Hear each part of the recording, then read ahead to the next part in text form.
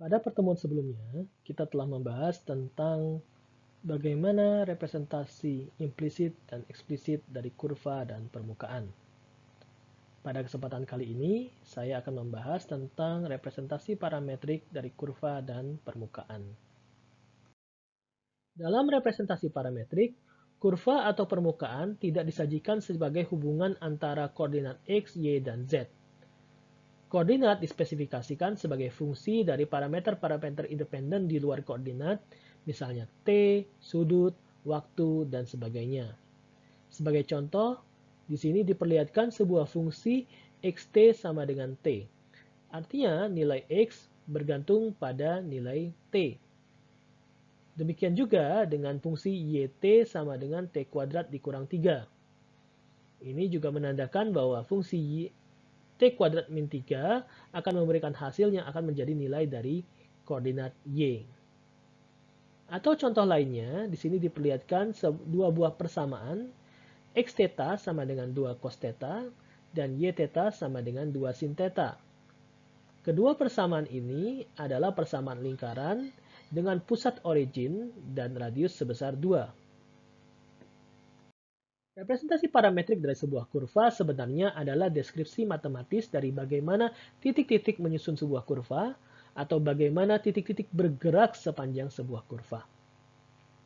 Parametrisasi sebuah kurva bergantung pada sebuah variabel independen tunggal yang disebut dengan parameter. Ada banyak cara untuk menentukan parameter dari sebuah kurva yang sama.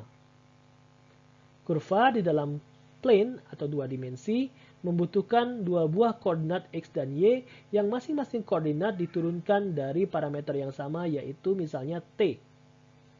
Sehingga kurva di dalam plane dua dimensi atau CT sama dengan xt, yt di mana nilai t di antara u dan v. Pendekatan yang sama juga berlaku untuk kurva di dalam ruang tiga dimensi.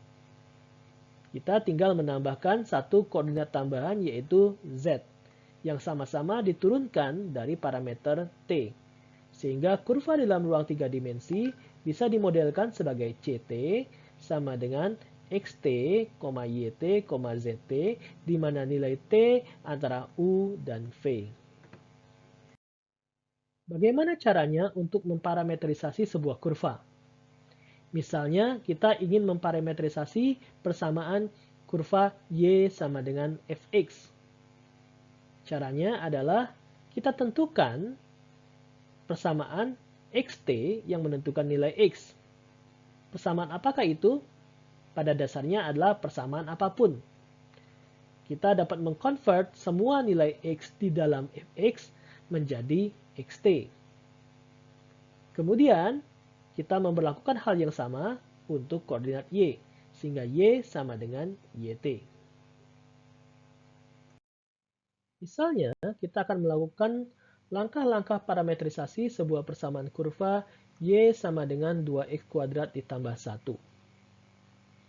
Yang pertama kali harus kita lakukan adalah menentukan parameternya. Misal, parameter yang akan kita gunakan adalah t.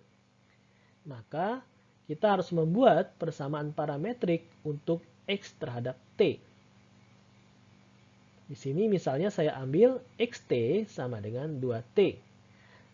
Ini berarti nilai x akan ditentukan oleh t, di mana x sama dengan 2t.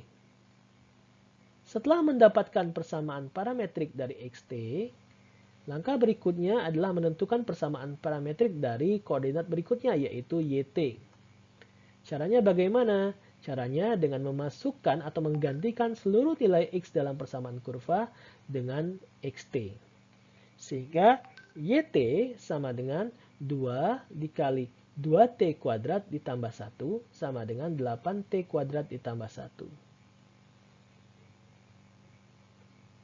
Dengan demikian, kita telah mendapatkan persamaan parametrik lengkap dari kurva y sama dengan 2x kuadrat plus 1, yaitu xt sama dengan 2t dan yt sama dengan 8t kuadrat ditambah 1. Persamaan parametrik yang berbeda akan kita dapatkan jika kita menggantikan persamaan xt.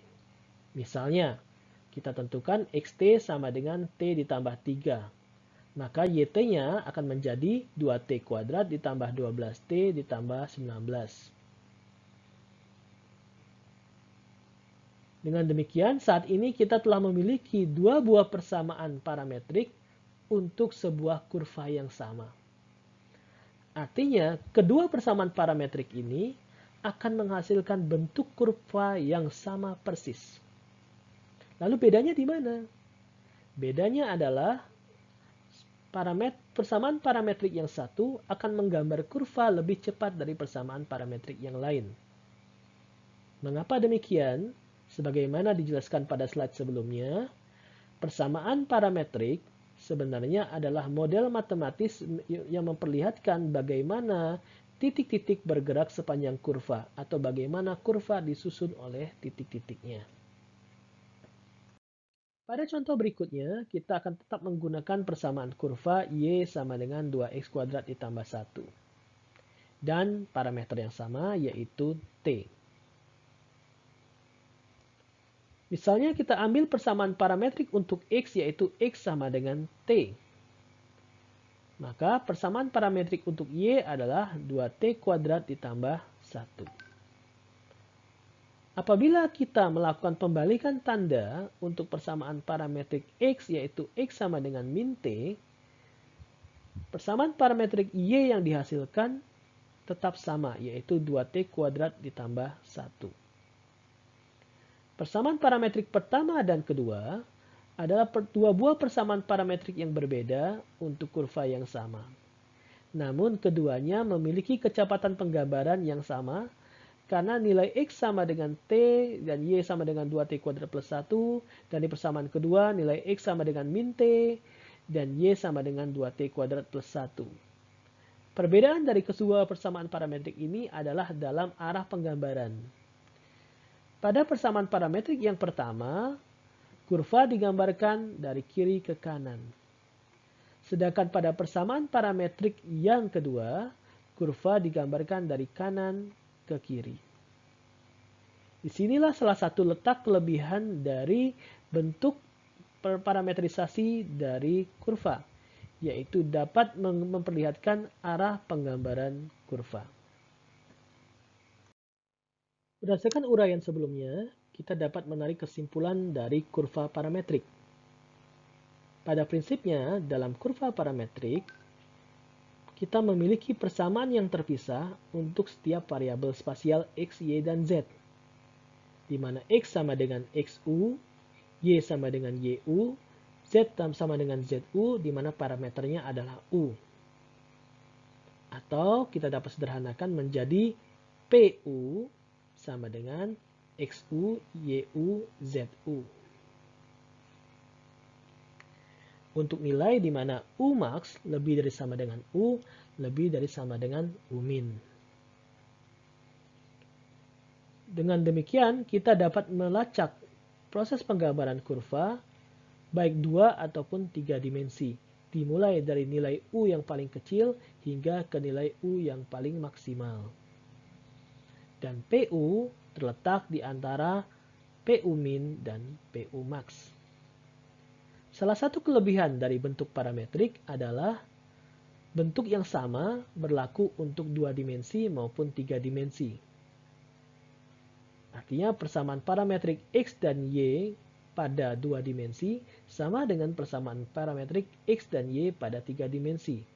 Perbedaannya kita hanya menambahkan satu buah persamaan parametrik untuk 3 dimensi yaitu z.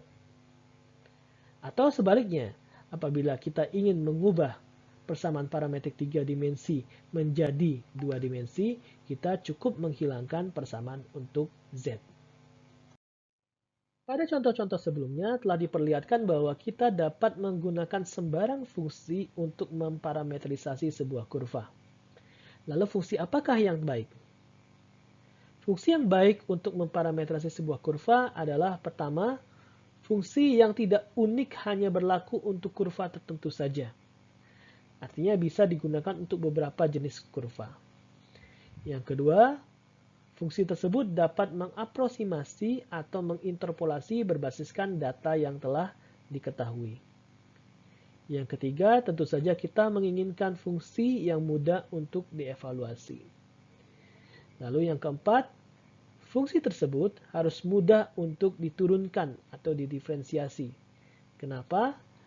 Penurunan sebuah fungsi akan sangat berguna saat melakukan komputasi vektor normal, yang akan kita jelaskan pada slide-slide berikutnya.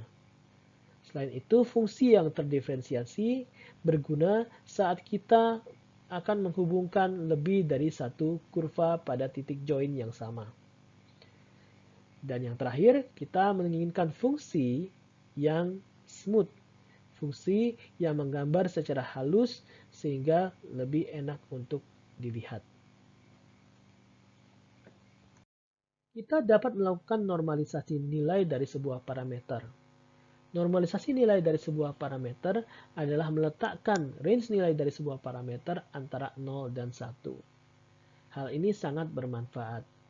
Sebagai contoh, misalnya kita memiliki parameter U dengan range nilai antara 0 dan 1 yang digunakan untuk menggambarkan garis yang menghubungkan dua buah titik yaitu P0 dan P1. Karena U sudah dinormalisasi, maka kita dapat pastikan bahwa ujung awal garis yaitu P0 adalah saat parameter U bernilai 0. Dan ujung akhir garis atau P1 terjadi saat nilai parameter U sama dengan 1. Dengan demikian, kita dapat menentukan persamaan sembarang titik di antara P0 dan P1, misalnya P sebagai fungsi dari U. Persamaannya adalah PU sama dengan 1 dikurang U dikali P0 ditambah U dikali P1. Bentuk yang serupa dengan persamaan barimetrik dari sebuah garis. Dengan pendekatan yang sama, kita juga dapat melakukan hal yang serupa pada sinar. Sinar adalah sebuah pancaran yang dimulai dari titik P0 pada arah vektor D. Sembarang titik yang dilalui oleh sinar tersebut dapat ditentukan dengan persamaan parametrisasi dengan parameter U, yaitu PU sama dengan titik awal P0 ditambah skalar U dikali vektor D. Setelah melakukan normalisasi terhadap parameter, misalnya U, maka setiap kurva dapat ditulis dalam bentuk umum di mana PU sama dengan XU, YU, ZU, di mana nilai U antara 0 dan 1. Dalam metode numerik klasik, biasanya kita gambarkan kurva sebagai satu kurva tunggal global. Namun dalam komputer grafik atau computer aided design, akan lebih baik kalau kurva digambarkan sebagai segmen-segmen. Sebagai contoh, dalam gambar diperlihatkan sebuah kurva yang sebenarnya adalah gabungan dari dua buah segmen kurva, yaitu kurva P dan kurva Q. Kurva P berawal dari titik P0 sampai ke P1, dan kurva Q berawal dari titik Q0 dan Q1. Karena kedua kurva dijoinkan, maka ada titik joinnya. Dalam gambar ini, titik joinnya adalah pada titik P1 sama dengan Q0. Kita telah secara rinci menjelaskan tentang parametrisasi kurva. Bagaimana dengan permukaan?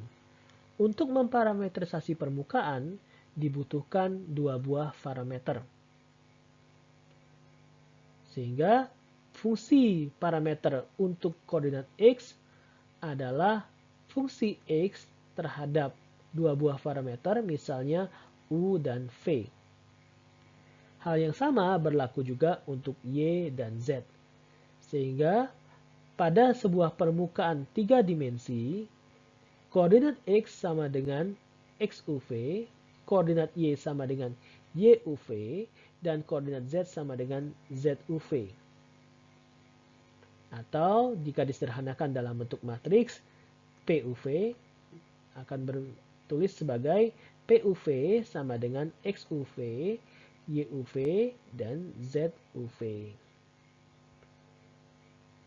Sama dengan kurva, kita tentu menginginkan properti-properti yang serupa, yaitu smoothness, kemudian differentiability, artinya fungsi tersebut dapat diturunkan, lalu kemudahan untuk melakukan evaluasi.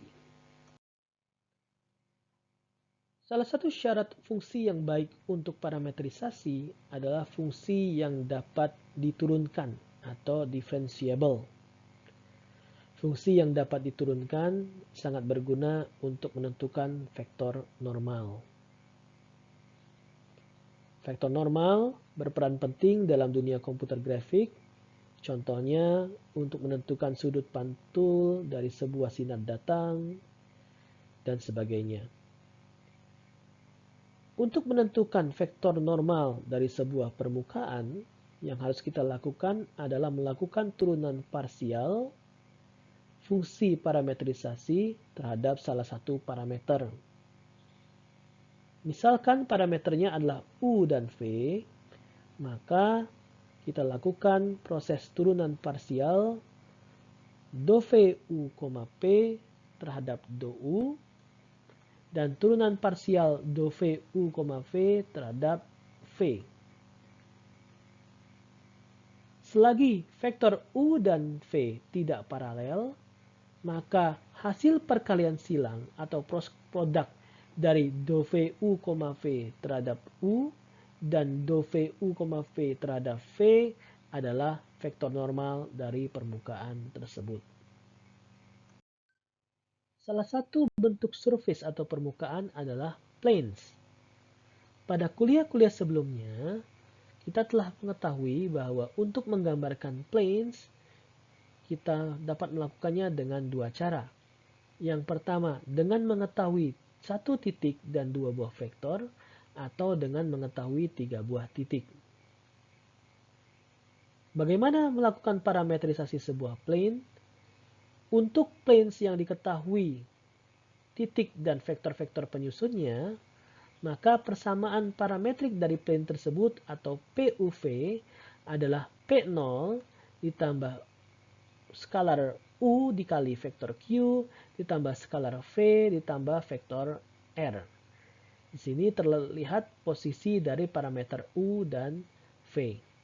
Sedangkan vektor normal dari plane tersebut adalah vektor Q di cross product dengan vektor R. Untuk planes yang dihasilkan dari tiga buah titik, vektor Q adalah P1 dikurang P0 dan vektor R adalah P2 dikurang V0. Vektor normalnya adalah sama, yaitu Q di cross product dengan R, dan persamaan parameternya juga sama, yaitu PU, V sama dengan P0 ditambah skalar U dikali vektor Q ditambah skalar V dikali vektor R.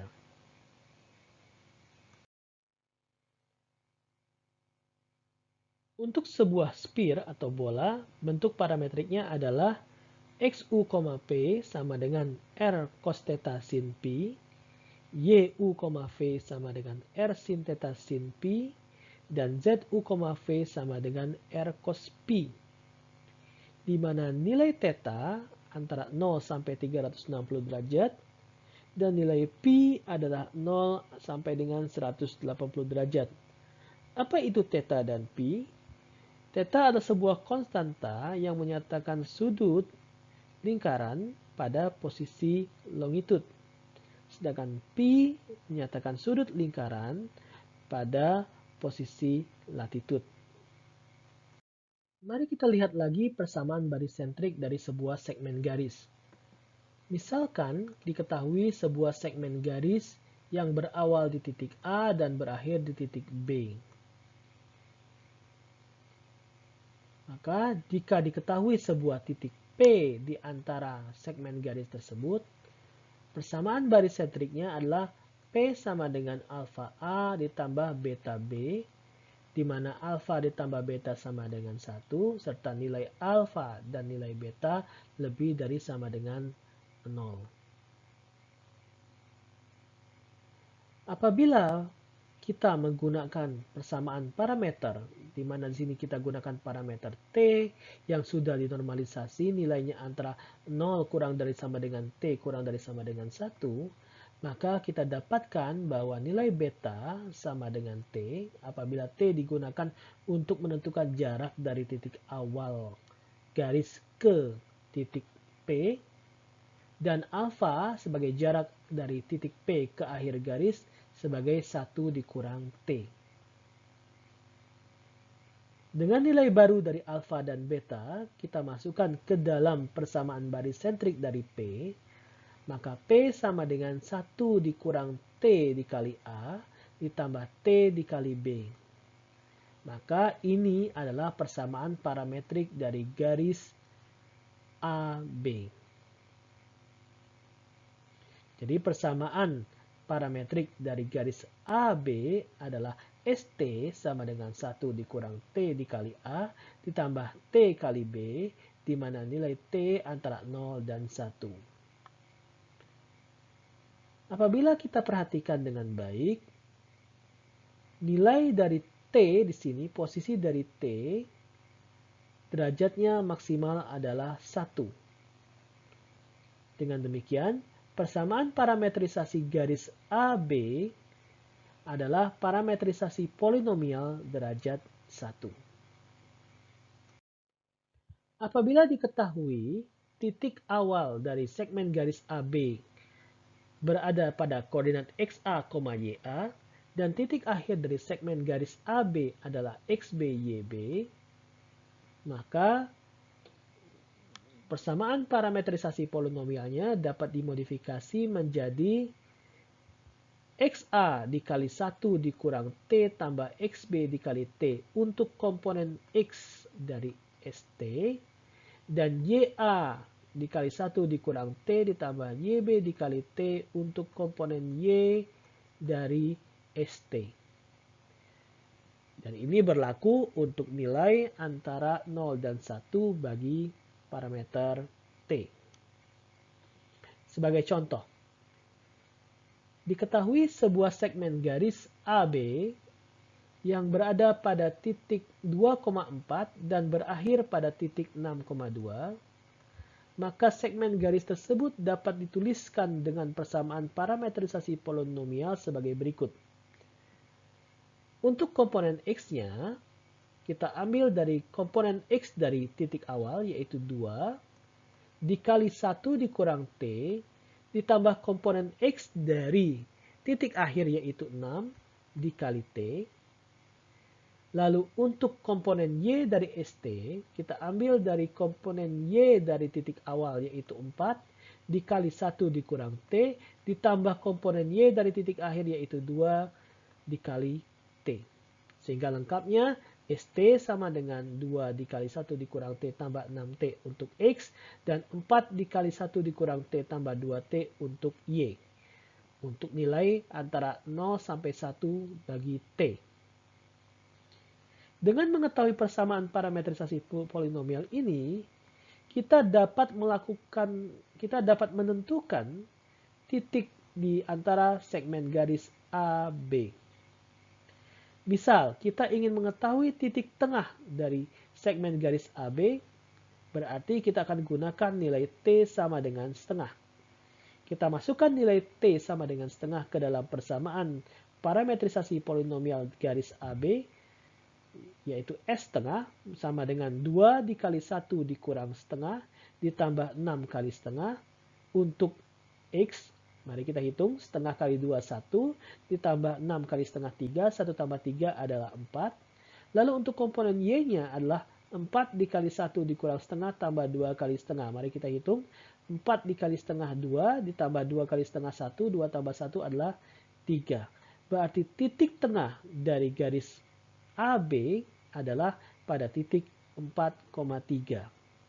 Anda lihat, kita tidak perlu memecahkan persamaan eksplisit dari garis AB, kita dapat mengetahui titik tengah dari garis tersebut hanya dengan menggunakan persamaan parametrisasi polinomialnya saja, dengan memanfaatkan nilai T.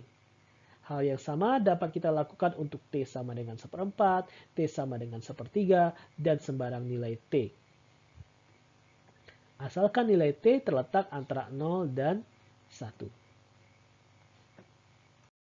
Sebuah kurva dinyatakan terparametrisasi secara polinomial jika fungsi koordinatnya adalah fungsi polinomial. Dan derajat dari fungsi polinomial ini ditentukan oleh perpangkatan tertinggi yang dikandung oleh salah satu atau kedua komponen X, Y, Z. Sebagai contoh, diketahui sebuah kurva C dengan parameter T memiliki komponen X yaitu 1 dikurang 2T tambah 3T kuadrat dan komponen Y T ditambah 2T kuadrat dikurang T pangkat 3. Kalau kita lihat untuk komponen X perpangkatan tertingginya adalah 2 dan untuk komponen Y perpangkatan tertingginya adalah 3. Yang kita ambil sebagai derajat adalah perpangkatan tertinggi, yaitu 3. Maka persamaan ini adalah persamaan polinomial parameterized curve atau persamaan kurva terparametrisasi secara polinomial derajat 3. Persamaan ini dapat ditulis per komponen dari fungsi polinomialnya. Berarti kita tuliskan untuk komponen T pangkat 3, untuk komponen T pangkat 2, untuk komponen T, dan untuk komponen T pangkat 0. Lalu kita tuliskan koefisiennya diambil dari koefisien dari kedua komponen, yaitu X dan Y.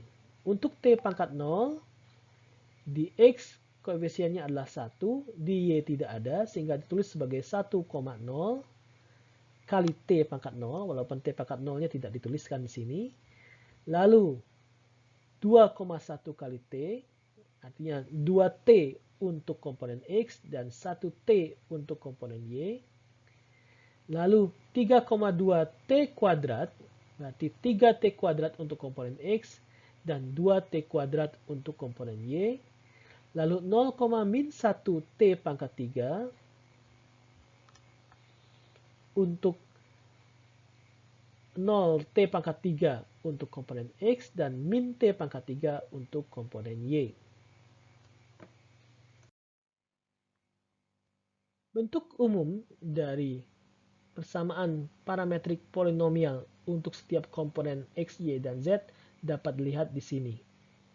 Ini adalah persamaan parametrik polinomial untuk komponen X pada parameter U, ini untuk komponen Y, dan ini untuk komponen Z. Derajat tertinggi dari masing-masing komponen bisa saja berbeda. Misalnya derajat tertinggi untuk komponen X adalah N, derajat tertinggi untuk komponen Y adalah M, dan seterusnya. Apabila derajat tertinggi dari setiap komponen adalah sama, misalnya N sama dengan M sama dengan K, maka jumlah koefisiennya adalah 3 dikali N ditambah 1. 3 diambil dari jumlah variabel spasialnya yaitu X, Y, dan Z. N diambil dari derajat tertinggi komponennya ditambah 1. Sebagai contoh, pada slide sebelumnya, kita hanya menggunakan dua buah komponen yaitu X dan Y dan derajat tertingginya adalah 3. Maka jumlah total koefisien yang dibutuhkan adalah 2 dikali 3 tambah 1. 2 karena hanya komponen X dan Y, 3 karena derajat yang tertinggi adalah 3 ditambah 1. Total adalah 8 koefisien. Tapi apabila kita menggunakan seluruh komponen X, Y, dan Z, maka kita gunakan angka 3 di sini dan N adalah derajat tertingginya. Sehingga dibutuhkan 3 dikali N ditambah 1 koefisien. Dengan cara yang sama, ini berarti kita membutuhkan 3 kali N ditambah 1 kondisi independen. Kalau kita perhatikan di sini, Untuk sebuah kurva, komponen X, Y, dan Z-nya bersifat independen. Sehingga kita bisa mendefinisikan masing-masing komponen secara independen, tidak bergantung satu sama lain. Itulah sebabnya apabila kita ingin mengubah representasi 3 dimensi menjadi 2 dimensi, cukup dengan menghilangkan komponen Z saja. Kita akan menggunakan bentuk umum ini.